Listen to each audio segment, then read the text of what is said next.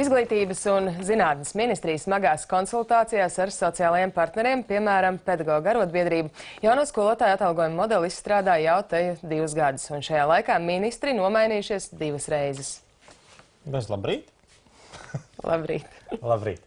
Jā, bet tiešām ministri ir nomainījušies 2 reizes, kamēr tiek izstrādāts Izglītības un zinātnes ministrijas jaunais pedagoģu atalgojuma modelis. Un tagad arotbiedrība ministrijai piedāvā savu alternatīvu algu aprēķināšanas modeli, ko izstrādājis Ikšķilas vidusskolas direktors Česlavs Baķņa. Un šobrīd, lai iepazīstinātu ar saviem aprēķiniem plašāku sabiedrību, Česlavs Baķņa mums pievienojies arī Panorāmas studijā. Labrīt! Labrīt! Labrīt! Paldies, ka esat šorīt pie mums tik agri. Sāksim tad uzreiz ar galveno jautājumu. Jūsu izstrādāto modeli tātad ir zināms, ka atbalsta gan pedagoģu arotbiedrība, gan Izglītības vadītāju asociācija. Kā tas atšķiras no Izglītības un zinātnes ministrijas izstrādātā modeļa? Kas ir būtiskākās atšķirības? Principā man jāsaka, ka pirms sākot darbu ar šo modeli kā tādu, manī bija pārliecība, ka jāstrādāt 2 galveniem principiem plus vēl 3.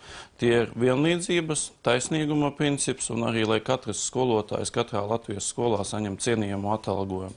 Tā būtiskākā atšķirība, ka mēs negrupējam, vai tā ir mazā skola vai liela skola, jo patreizējā pēdējā variantā, ko Izglītības un zinātnes ministrija ir piedāvājusi, tās ir 5 grupas, kur mazajā grupā par 36 stundu atalgojumu tiek maksāts 780 eiro, un lielajā grupā arī par tām pašām 36 stundām 1200 eiro. Mēs tā kā cenšamies izlīdzināt to situāciju, lai skolotājs ir gan Rīgā skolotājs, gan Jēkabpilī, gan Zilupē skolotājs. Ja vajadzētu iezīmēt tās lielākās nepilnības, kas šobrīd ir šim ministrijas izstrādātajiem atalgojuma modelim, tad jūs minējāt, ka trūkst vienlīdzības, kas vēl? Es varbūt neteiktu, ka ministrijas izstrādātais modelis ir slikts, bet tajā ir diezgan lielas nepilnības iestrādātas. Arī saistībā galvenā nepilnība es tiešām uzskatu, ka tā ir skolotāja nostatīšana vienam pret otru, jo tas ir tas, ar ko mēs arī šobrīd saskatām problēmu, tiekoties ar kolēģiem, teiksim, no tādiem lauku reģioniem, un tad mums pārmet, jūs esat jau bagāti, ja jums skolotāji saņem šo cienījumu atalgojumu. Tā, man liekas, ka tā ir tā būtiskākā atšķirība. Vēl viena lietiņa, kas man liekas, kas izstrādājot šo pedagoģu darba samaksas, piedāvājumu noteikumu, ka viņā ir iekļautas šīs sarežģītās aprēķinu tabulas. Mans subjektīvais viedoklis, kas arī saskana ar Lizda un Līva, ka mums jāizstrādā pedagoģu darba samaksas aprēķina, noteikumi, bet tas viss, kas attiecas uz naudas aprēķināšanu, tas ir ministrijas mājas darbs. Tas ir viņu, kā lai to pasaka, viņu problēma, kā viņi sadala šo naudu. Ja ir skaidri noteikumi, skaidri kritēriji, mums ir valsts izglītības informācijas sistēma, kur tas viss ir redzams, aprēķinus veikt, man šķiet, ka tā ir dienas jautājums. Bet, principā, tā kavēšanās ir bijusi visai liela vienlaikus.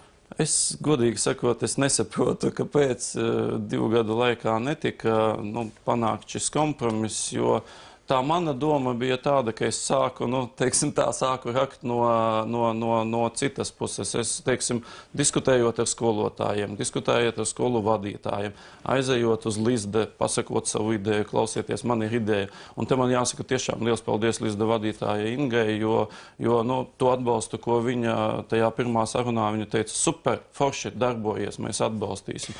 Tālāk prezentējot to ideju Līva, pārstāvjiem, viņi arī teica, forši, bet mums pie tā ir vēl jāpiestrādā.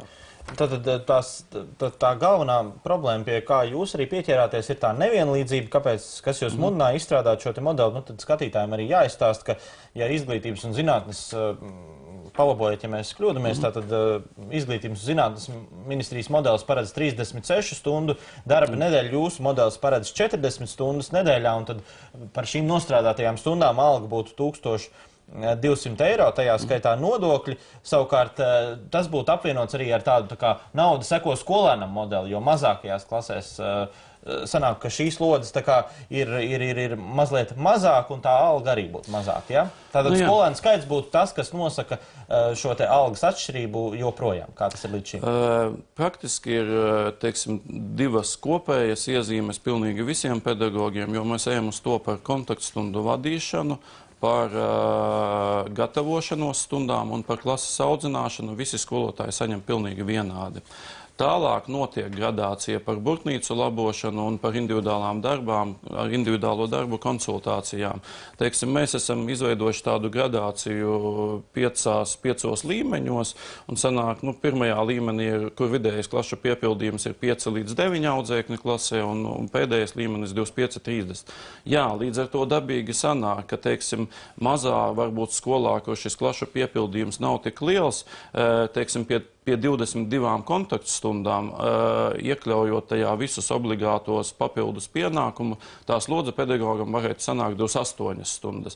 Bet par šim 28 stundām viņa likme ir vienalga 1200 eiro viņš saņem. Lielajā skolā pie 22 kontaktstundām, ja šeit ir iekļauti visi obligātie papildus pienākumi, tās jau ir 40 stundas. Un tā ir, ka pedagogi, idejiski, man liekas, būtu arī netaisnīgi, ja mēs, teiksim, par labošanu pilnīgi visā Latvijā maksātu pilnīgi vienlīdzīgi. Jo, būsim realisti, 5 cilvēkiem burtnīcas ir izlabot krietni ātrāk, vieglāk nekā, teiksim, 25. Tās summas, kas ir sauktas kā nepieciešams jaunajam skolotāju atalgojuma modelim, ir dažādas. Zināms, ka šobrīd ir rezervēti 9 miljoni eiro budžetā.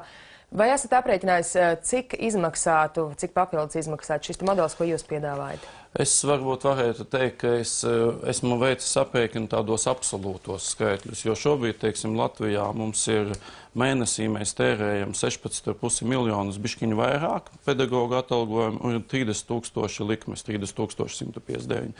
Ja mēs pārreikinām šos ciparus, teiksim, absolūti, pārreikinot šos 16 miljonus un 30 000 likmes uz 40 stundām un izreikinot vidējo likmi, tad jau šobrīd vidējā likme visā Latvijā ir 1050 eiro par 40 stundām.